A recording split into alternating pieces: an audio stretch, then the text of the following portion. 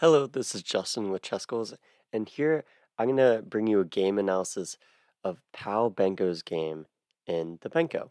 So Pal Benko was a very strong American grandmaster who popularized the opening the Benko.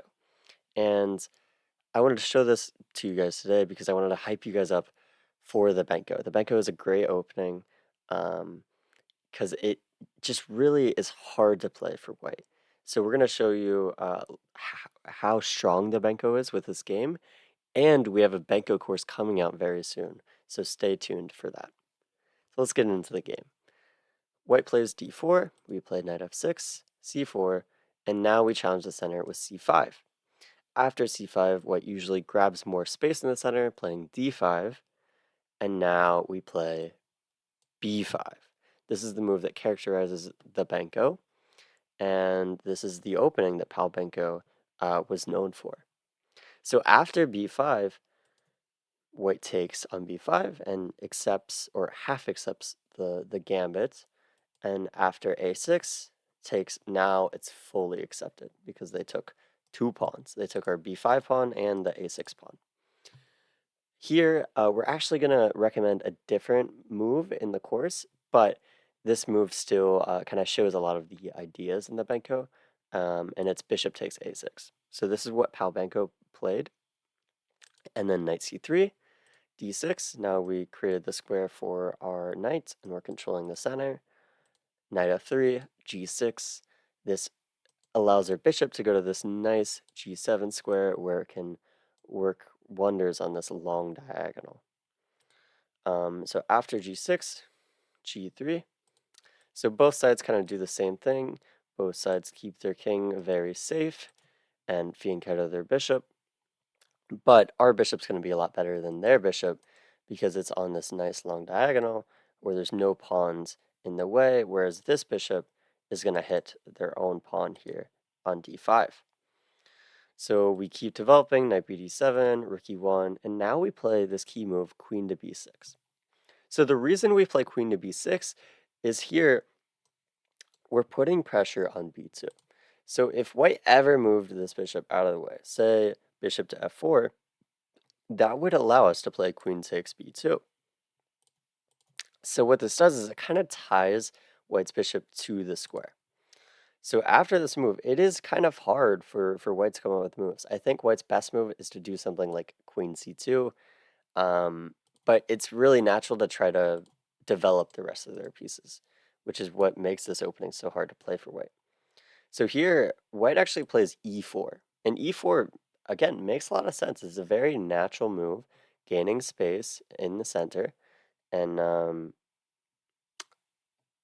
but it's actually a bad move because here, this e4 move, anytime you move a pawn, it weakens squares. So what does this move weaken? What squares? So when we push the pawn here, this pawn on e2 was controlling d3 and f3, and now it's not. So when pawns move, they can't go backwards. So these squares are permanently weakened on f3 and d3. So now this d3 square is going to be very weak, and we'll see how we exploit that later on. But first, we play knight to g4.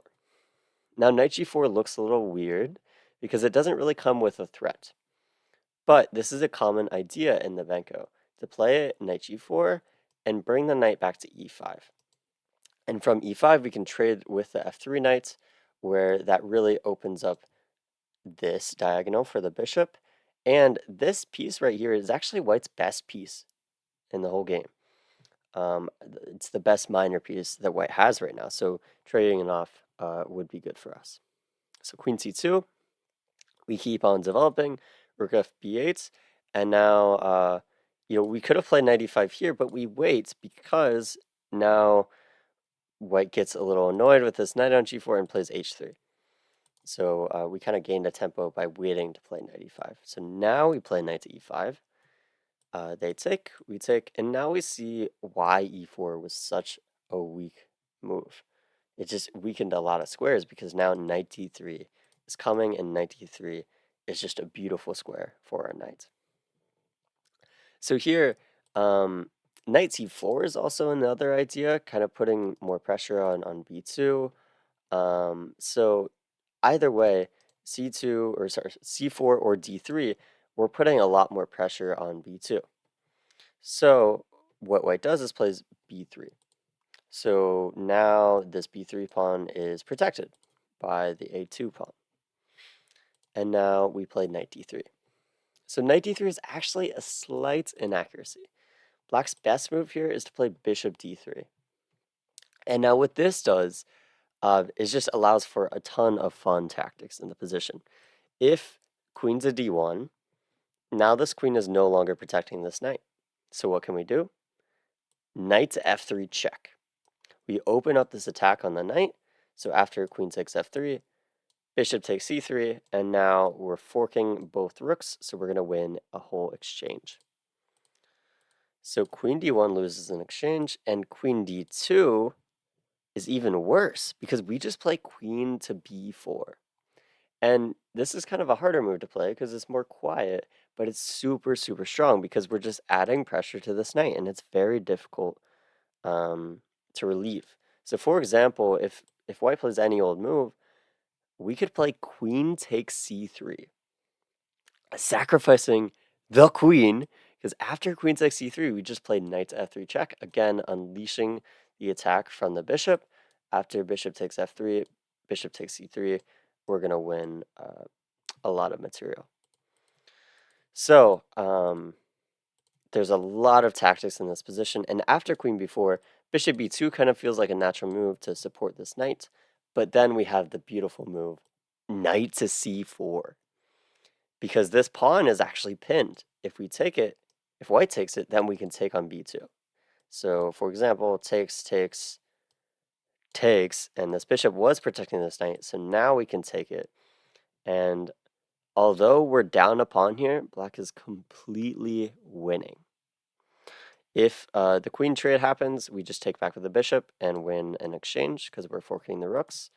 If he moves the queen somewhere, we can play just like rook to b2 or queen takes a1's even winning. Our position is just super, super strong. So all the way back here, bishop d3 would have actually been a little bit better. But knight d3 was played, and then a rook d1, and now we kind of support this knight with c4. So after c4, if white decided to play b takes c4, this allows for some nasty, nasty tricks. We play queen takes f2 check. It's so weird because this is protected, right? But then we take for the knight, and now we're threatening this rook, so he kind of has to recapture. And then we play bishop takes c3. And not only are we winning the piece back, but in the end, we're trapping the rook. So we're completely winning, winning a lot of material here.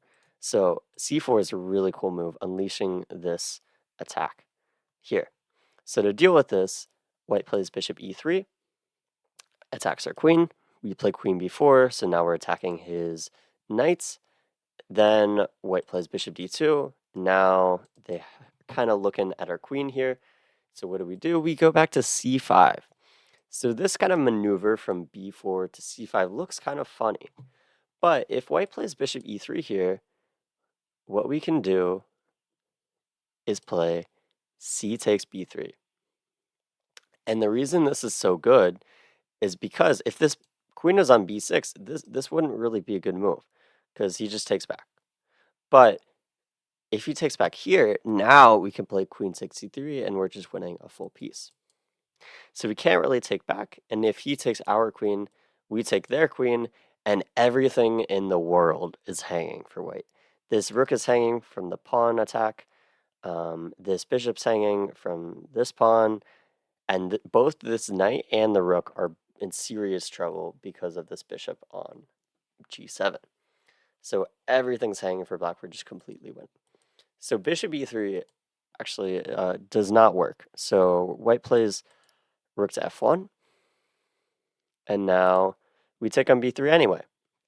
What this does is just increase the pressure on this knight.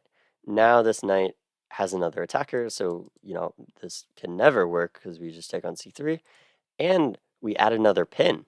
So now this knight can really never move because he would lose his queen. So c takes b3, a takes b3, and now knight to b4.